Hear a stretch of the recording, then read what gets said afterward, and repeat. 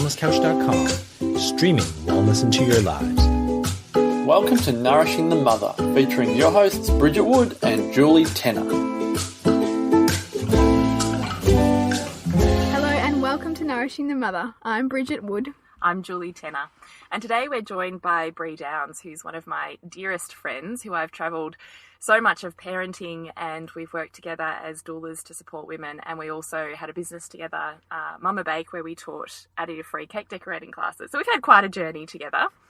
And we've got Bree here today because she has just the most extraordinary wisdom to share with us around what is coined as love bombing. And I would love Bree to give us some background. So Bree, what is love bombing, and how did you come to deciding it was something you were going to do? Firstly, hi ladies. Thank you for having me. It's a delight. I remember a long time ago reading an article, I think one of those infamous Facebook articles that pop up in your feed. It just grabbed my attention, and it was an article about love bombing. And I read it and I remember thinking, because we already did, I've got 3 young children, and my husband and I, for the last few years, have made a point of having what we call special time. Yeah. Which is where one of us will go out with just one child and do something really special just for them. And that's their time. And generally, because our lives are so busy, it's usually just a morning or an afternoon. And why do you prioritise that? How did you even come to choosing to do that?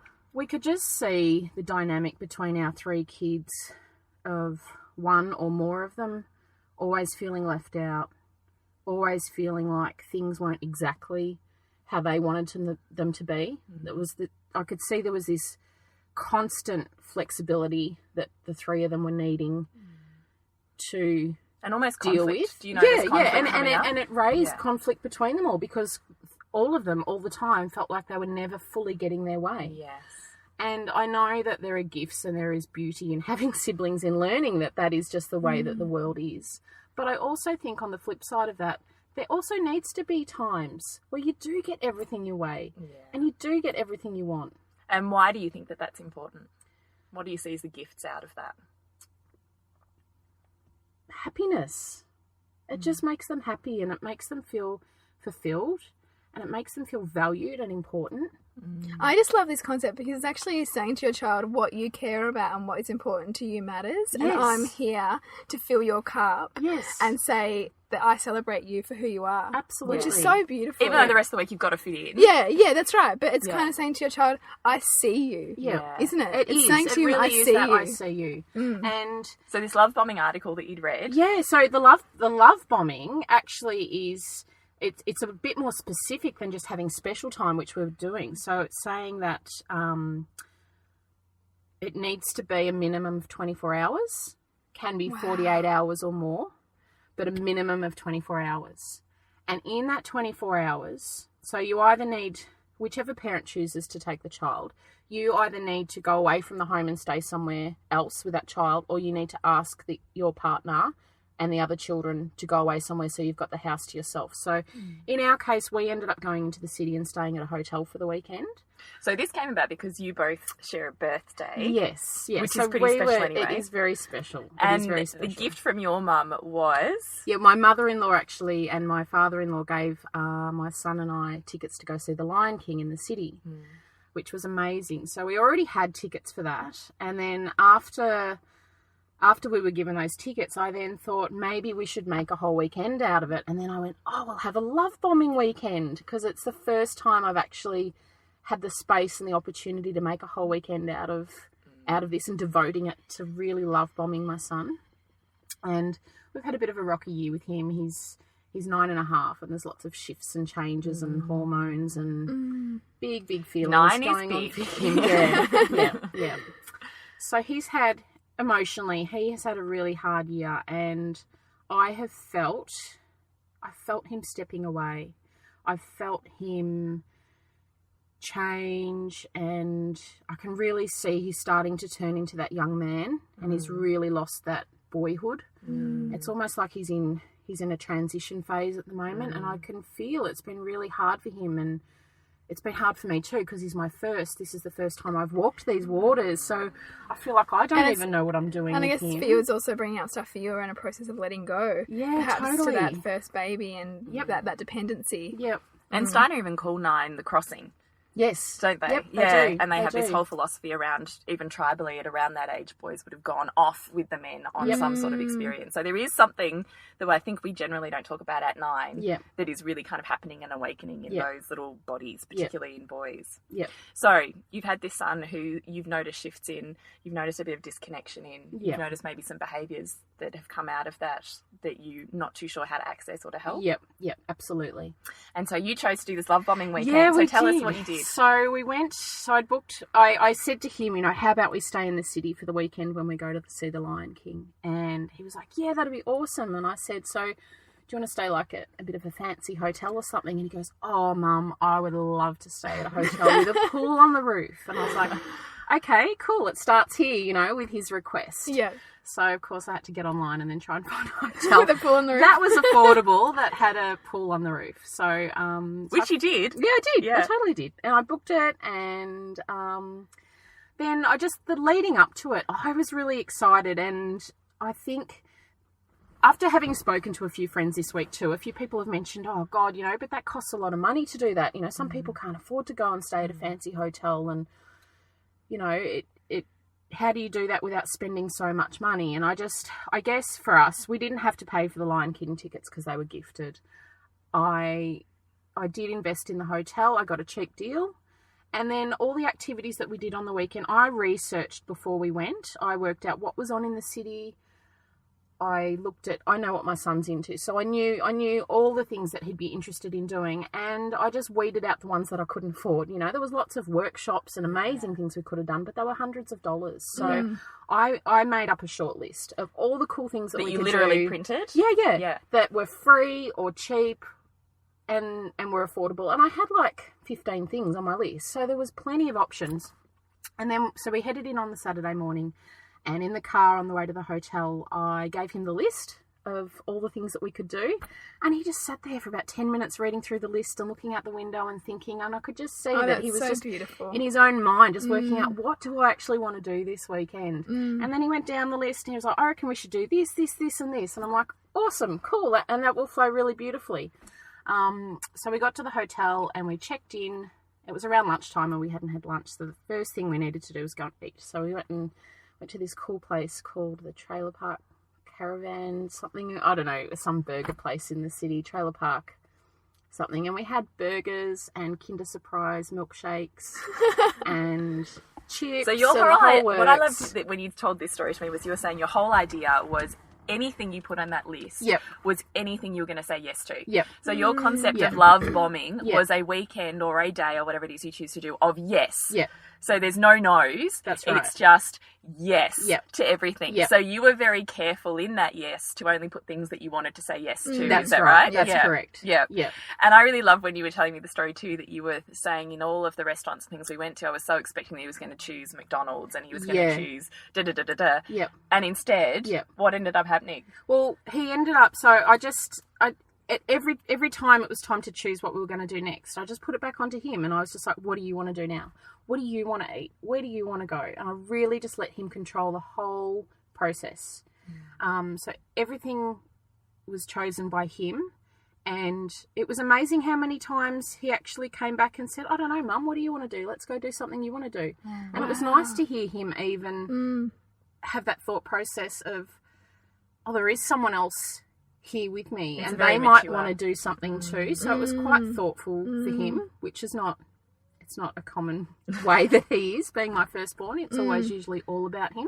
So it was nice to see that generosity coming out in him too, and that thoughtfulness of, actually there is someone else involved in this and they might want to do something too. And I bet whenever he offered for us to go and do something I wanted, I was just like, no, mate, this weekend's all about you. I want you to choose. So he chose. We went and had, these delicious, yummy, healthy burgers. Well, probably healthier than McDonald's anyway, for lunch. And then after that, he wanted to go spend some birthday money that he still hadn't spent. And again, it was big. It was great for me because I noticed how controlling I can be too sometimes. So even around his own birthday money, I had limits on what I would and wouldn't let him spend it on. I noticed that coming up for me. Because, of course, he wanted to go to EB Games and buy an Xbox game. Yeah. And I've got such a reaction about all the screen time that my kids have, and everything's all about the Xbox at the moment. So I had this really big blockage around letting him spend his birthday money on another Xbox game. And I just had to go, no, let it go. It's his birthday money. This is a weekend of yes. I can't now control or manipulate how he goes and spends his money. So we went off to EB Games, and he ended up not actually buying a game there. They had all this paraphernalia and stuff, so he bought all these other bits and pieces which he was really happy with. But then on the top level of EB Games, it's like a 4-level store, they've got this whole room where you can go and just sit down and play Game Boys and Nintendo Wii and all this stuff. So we went up there and we played Zelda for about an hour just the two of us. So that was, it was hard because, you know, here I was thinking we're going to have this weekend away from screens, and it will be so nice to see who my son is and how he behaves when there's no screens involved. And within 2 hours of us being in the city, I find myself in front of these screens. But it's just, for me, I just had to go, this is what he loves. And it's a beautiful way of him teaching you to what's important to him, and you having to go through that process of letting go on how you think it should be and how you think he should be. Because I think we're so conditioned to that whole idea of screen times and they're bad, and this societal thing of, like, you know, violent video games, blah, blah, blah. But our children are still individual people capable of making good choices. And, you know, some parents might be listening to this going, oh my gosh, you know, but you give an inch, they take a mile. But in fact, you're demonstrating that, in fact, he's still, even though you're giving him everything, he was still exercising that. He was putting his own boundaries in. He was putting them in for himself. And I saw those boundaries come up the whole weekend. For instance, when we went out for dinner on the Saturday night, he chose to go to Chinatown, and he ordered noodles and a side plate of stir-fried veggies. I never ever would have thought that my son would actually, if I'd given the choice of what we were going to eat, I never would have guessed or thought that he would order food like that. It's a really interesting dynamic too, because so often in the parent-child relationship, there's the sort of the parent who's trying to overpower. So the hierarchy, and so the child will always be looking for ways to challenge that. And so because you dropped those boundaries, really, he was able to exercise his choice without having to bring in that challenge to you, and perhaps that resistance. Yeah, he didn't have to resist something that he thought, or something that you were telling him to do. He was able to make a choice free of that, which is an amazing learning experience for him to have. And how I also hear that you're saying in that you were also bearing witness to your internal struggles or your internal control patterns. Absolutely. And so how are you actually dealing with those while still managing to be present and loving and all of that? Do you know what helped, and do you know what was key for me? Was for me to keep dropping back into my inner child. How did you do that? Tell us about that. Well, I just kept going. If I was a child and I was having this experience right now, how would I be feeling? And I just felt overwhelmed with love and care. And I just kept thinking, if that's what I'm providing for him right now, is that feeling, then that's awesome, and that's the kind of mothering that I want to do. That's the feeling you want him to take out of his childhood. Absolutely. And it's not all about spoiling the child for the weekend or letting them get their way. It's just about them feeling heard, and also letting him, like, for example, going back to when we went out for dinner, letting him get in touch and have the ability to go, actually, what do I want? Because when I dictate all the time to what him, do I want? Yes. How often do our children actually get the chance to say, do I want? What does my body feel like? That's clever. Because, you know, my kids don't get a choice on what they eat for dinner during the week, because it's just what I have the energy to cook and what I've got in the fridge, you know. So how often do our kids actually get to tune into their stomachs and their bodies and go, what does my body want? Oh, I love that, because that's such another tool. We talk so much about intuition and how do we teach our children to sit so much into their bodies and their feelings and their centres of intuition to know how to navigate their lives. And that's the perfect tool, is what do you want is an easy question that allows them to slip in and check inwardly, which is intuition. And that's the thing, it's a perfect timing to start doing activities like this, because generally intuition can often drop off a lot of kids by the age of sort of 7, 8, 9. And so by you know, I guess these kinds of things we could all do as parents occasionally to really give ourselves to our children and give them that that choice, you know, flip the kind of relationship on its head, which is because children are so often, and we don't even realise it because we operate from an unconscious space so much, to parent by control. Even if we are trying to be quite aware with it, we'll still slip back into the control. So by flipping that and giving them the control, it's just so empowering for them and for us to see them reflecting back to us all of our own stuff that we struggle with. It's amazing. So you've done lunch, EB games, and then dinner. Let me think. What else did we do? Oh, that's right. We went back to the hotel. So he went and spent some money at EB Games. Then we went clothes shopping, and I let him pick out his own clothes, because for how many years I buy my son the clothes that I like, and a lot of the time he doesn't like them and he ends up not wearing them, and they just sit in his cupboard, and then I get just angry because I've spent money on clothes that are just sitting in his cupboard. So we went to Myers and he bought himself some clothes and I let him pick them out himself. And it's just being able to, I feel like for me it's a process of letting go a little bit too, and also guiding him to become an adult at some point. A bit of self-sufficiency. Absolutely, yeah. I feel like I'm teaching him life skills. And then we were both so exhausted after that. He said to me, so we went back to the hotel. He said, can we go back to the hotel? I'm feeling really tired. So we went back to the hotel and it was about 3:30. And he decided that night that he wanted to go see Ant-Man at the movies, which we'd booked tickets for, but the only session was 9 o'clock. And he normally goes to bed at 7:38. So we were sitting on the bed in the hotel and he goes, so it's 3:30. What time's the movie, Mum? And I said 9. He goes, wow. And he's adding up how many hours away that was. And he's like, I'm really tired. How am I going to stay awake for the movie? I said, I don't know. I said, you don't think you can stay awake? He goes, I know, let's have a nap. Who would have thought my 9-year-old son was going to ask for a nap? That is so cool.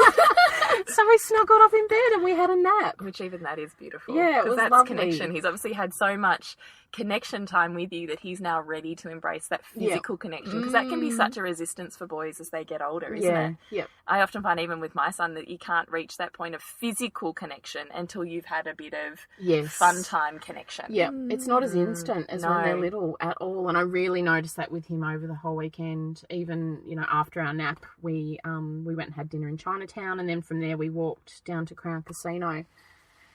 And I kept reaching down for his hand, which he would grab my hand. And this was, I think for me, this was the biggest thing I got out of the weekend, was that when he put his hand in mine when we were walking along, I noticed how different his hand felt. It was bigger and it was wider. And when he held my hand back, he didn't hold it with that grasp and that trust and, or not trust, what's the word? Dependency. Yeah, the dependency that he did when he was a little boy. And so it was, you know, it wasn't very firm. It was a little bit limp and it was cold and it was a little bit awkward. And it just, for me, it really brought home, wow, my son's growing up and he is stepping away, but that's okay. And it's about finding connection in other ways. Yeah, because up until this point, it's been, you know, we can have a cuddle on the couch or share a joke, and that's been connection for us. And whereas now, not so much anymore. It's like, I'm tearing up here because I've got a 2.5-year-old and I always hold his hand, you know. But the thing is, for you, it's recognising that changing form, isn't it? It's changing to another form, and it's about letting go of that. Yeah. We're all crying. Yeah.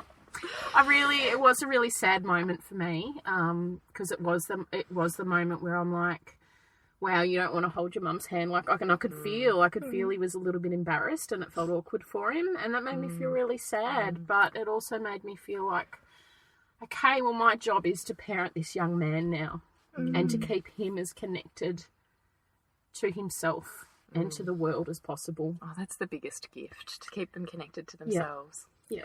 Especially in a world that's trying to disconnect them so much. There's so much out there that's vying for their attention. You know, this setting aside a weekend like that to have that intention to give them what they love and in turn gets them to look inward and ask themselves these questions that they don't often ask. They're not often given space to ask, or even given, in their mind, permission to be able to ask themselves these things, because they're so often having to subordinate to somebody else around them, because that's how children are conditioned, really. And that's how our society functions too. Yeah. So then you went to the movies. So we went to the movies and we get to the candy bar and I can feel myself going, oh crap, what's about to unfold here? Oh no, you've really set yourself up there. You can have anything. And it was literally that conversation. I said, all right, what are we getting? Like, and I inside I was like, Bree, if he asks for Coke, you've just got to say yes. Oh man, that challenges me so much. I'm bracing myself. And you know what the little sweetheart did? He said, oh, I'm not that hungry, Mum. I'm still full from dinner. I think I just want a bottle of water. Isn't that outrageous? I didn't even think I could exercise that restraint. I know. And I'm standing there going, oh, but hang on a minute. I want to get something if my son's just getting water. But how tuned in to his body must he be to make that call? I know. I know. And that's a beautiful gift for me, because I feel like in that moment, he's more tuned in than me, because I'm so conditioned to see the candy bar at the movies and go, oh, I want popcorn and I want Maltesers and I want Lift and I want all this stuff. And then my beautiful son goes, I just want a bottle of water. And that makes me go, actually, what do I feel like? Am I actually, I don't feel like anything either.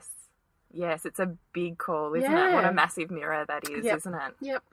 Yep. So there was so many gifts I got out of the weekend. And I mean...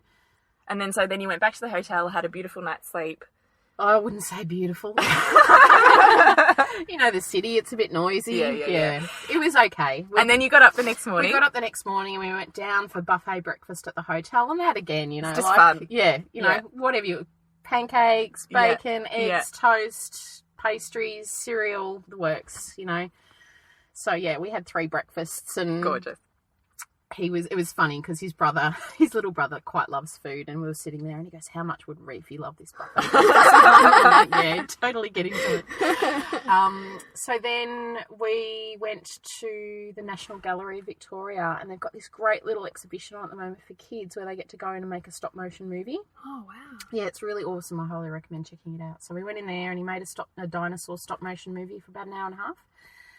And then we went and just had hot chocolate and went to the Lion King, which was just absolutely incredible. It was beautiful. It was amazing. And then after that we went home. And I think the gift of the weekend didn't actually come out until the Monday night. So he'd been at school all day Monday. You know, I don't know about you, when there's something bothering my kids or something that's not quite right, I know. And I felt for the whole year that something has not been quite right with him. And I think because it's been going on so long, it had gotten to the point where I've just put it down to, oh, well, he's growing up and he's changing and maybe this is just who he is. We've been doing this beautiful thing at dinner time called the key jar. And it's basically a jar that you make and you print off these questions. And there's 48 questions and you cut them up and put them in the jar. And then each night at dinner time you pull out one question and it's the topic of conversation over dinner. Which I love anyway, That's doing so that. great. Well, we ended up doing it because I got sick of just arguing with the kids at dinner time, you know, sit up straight, eat your vegetables. I got sick of that conversation, so I thought I'm going to introduce something else. So we've given the key jar a try, and it's been really, really great. And although a lot of the questions are probably a little bit too old for my kids, there's still some in there that get them thinking. And it also stops us arguing at dinner time. Which Can you is give the us whole some point. examples of some of the questions? So some of them are, name one thing you love about yourself. Or who in your class seems sad. Or what's one thing you could do to change the world? So they're questions like that. Fantastic. Yeah. They're really So Monday beautiful night you're all questions. sitting around and you pull So a we're question sitting, out. yeah, I pull a question out, and the question is, what are you afraid of? And we've been talking all year about moving house because we've outgrown our house and it's time for new adventures for our family. And we all went around and talked about what we were afraid of. And then my beautiful little son, he's sitting across from me and I could see he was choking up. And he looks at me and I could see he's then welling up. And he goes, I'm afraid of moving house. And I just got goosebumps. And I just went, there it is. That is what has been going on the whole year. He probably couldn't articulate. I don't think he was even aware. It took connection. It took that weekend of connection for him to be able to access what was going on. And the right question at the right time. There's no mistakes, is there? And Thank you, Keija Fairy. For offering up that question. I know. It was just the synchronicity of all of it, you know. But I really feel like if we hadn't have had that weekend, I don't know that would have come out. But he could have accessed that. Yeah. Yeah, I agree. And then he came and he sat on my lap and he cried for 10 minutes. Oh, so healing.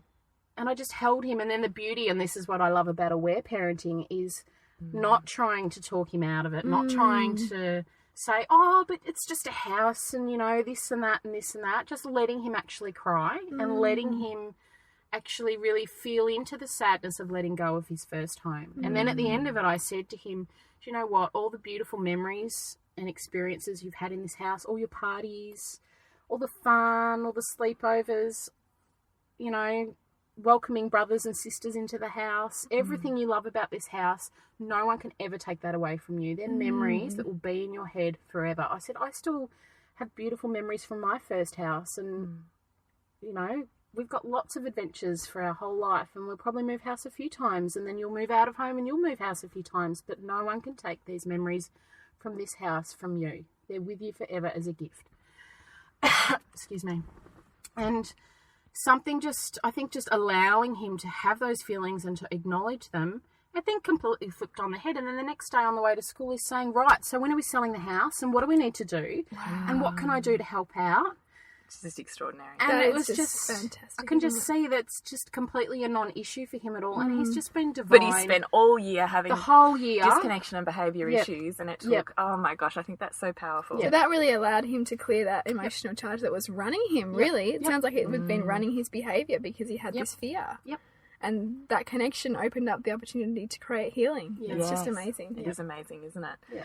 And so now you've had a week since that weekend. Yeah. Have you noticed him behaving differently, sitting differently? What have you noticed in him out of that time of connection? I've noticed he seems more in his body. And can you explain what that means? So he just, it's hard to articulate because for me it's a feeling. I can feel him. I can sense him. Like a groundedness. He's grounded. He seems more present.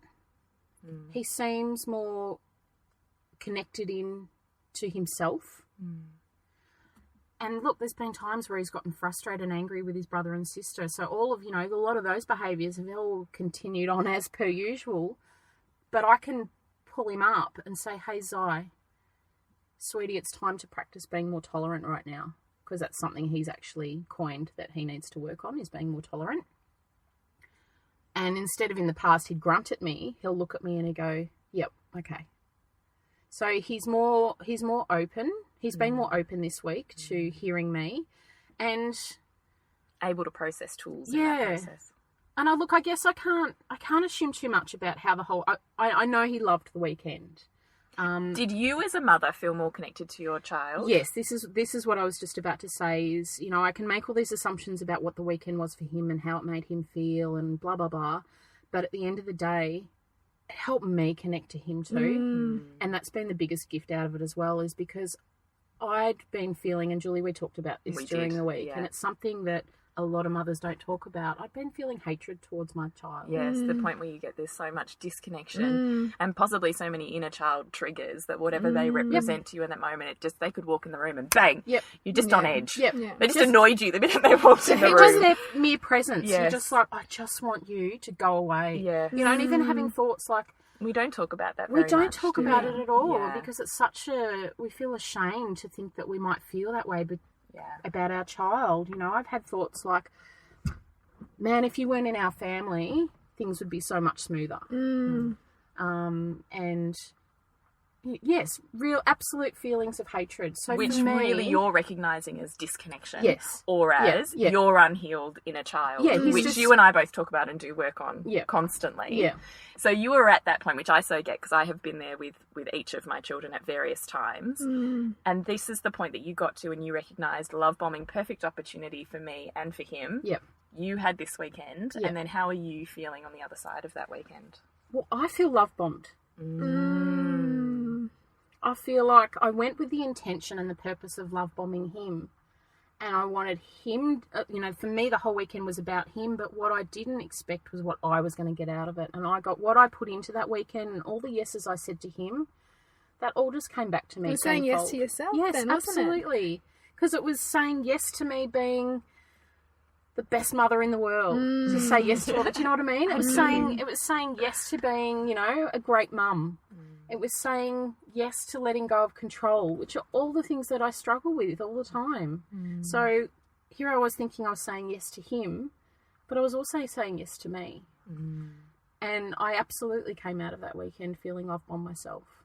And more connected to your child, back in love with your child. Absolutely back in love with my child. And we've had, there's been several times this week where he's just crawled into my lap and we've just held each other, and it hasn't been an awkward, cold hug. It's been a warm, I don't want to let go, feeling the love flow and the energy flow between us and feeling our hearts connected hug, which I haven't had for a very long time with him. This whole experience speaks to me as that a reflection of the reality that a parent-child relationship is not the parent teaching the child any more than the child teaching the parent.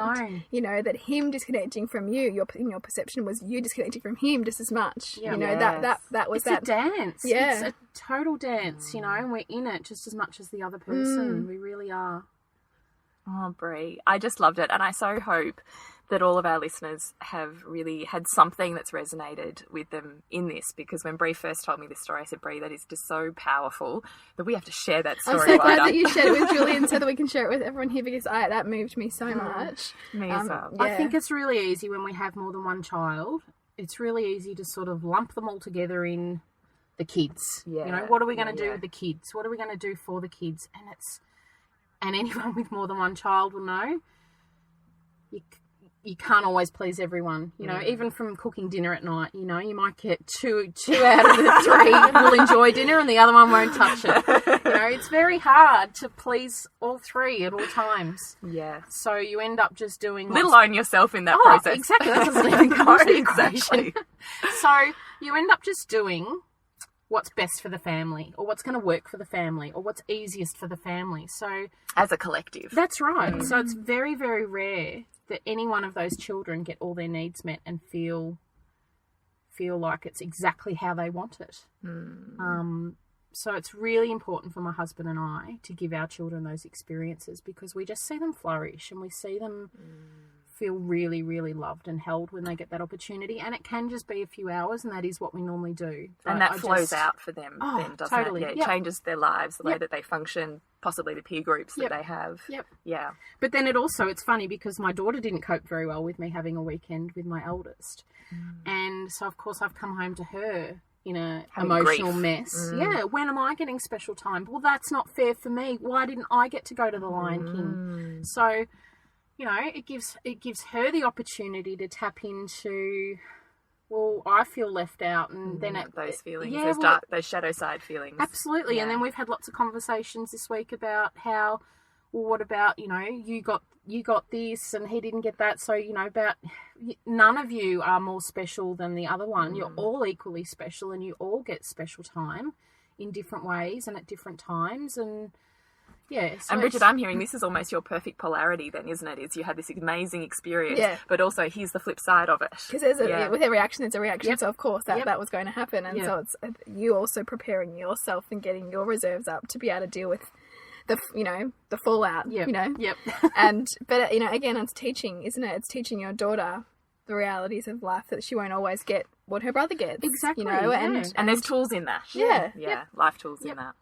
So, Bree, I'm wondering, is there a sentence, because I know how amazingly intuitive you are with women, is there a sentence about love bombing that you would like to speak to with these mums? We often end with we hope that you take into your week something, something, something. So the mums that have listened, or even the women in their own lives that have listened to this podcast about love bombing, what is the gift that you would really like them to carry into their next week? Where can you say yes? I love that. Bree, thank you so much for joining us today. It was an absolute gift. Thank you for having me. I feel really honoured. Oh, thank you. Wow, there's just so much wisdom in that. Gosh, to our listeners, if you've got other parents or people in your life you think would benefit from hearing this podcast or any of our other podcasts, please share it with them. And also, if you're enjoying them, because we are getting lots of messages from people privately, we'd love you to rate us on iTunes to help us keep this going.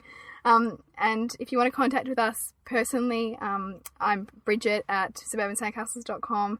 And if you're interested in coaching or soul sessions, we've got Julie at naturopathicbirth.com.au. And yes, and we really want to remind you of our retreat that we have coming up in November. We've already got tickets being booked, which is incredibly exciting. And if you are really feeling called by any of the podcasts that we're talking about, it's an in-person opportunity to really spend time coaching-wise with Bridget and I to walk through your story and your journey as a woman, perhaps some of the disconnections that you've had along the way to yourself or your career or your children, or really what a large focus for us will be at some point was our inner sensuality and sexuality journey as the woman after the children. So if you're really wanting to go deeper from any of the podcasts, then the immersive retreat is really the place to come and really have a day out where you can journey yourself. And we would love you to join us with that. So please have a look at that on our Facebook page, which is facebook.com/nourishingthemother. And we'll see you next week when we continue to peel back the layers on your mothering journey. This has been a production of TheWellnessCouch.com. Check us out on Facebook and join in the conversation on Facebook.com/TheWellnessCouch. Subscribe to each show on iTunes and check us out on Twitter. The Wellness Couch, streaming wellness into your lives. Whilst the Wellness Couch presenter endeavor to provide accurate and helpful information to their listeners, these podcasts cannot take into account individual circumstances and are not intended to be a substitute for health and medical advice from a qualified health professional. You should always seek the advice of a qualified health professional before acting on any of the information provided by any of the Wellness Couch podcasts.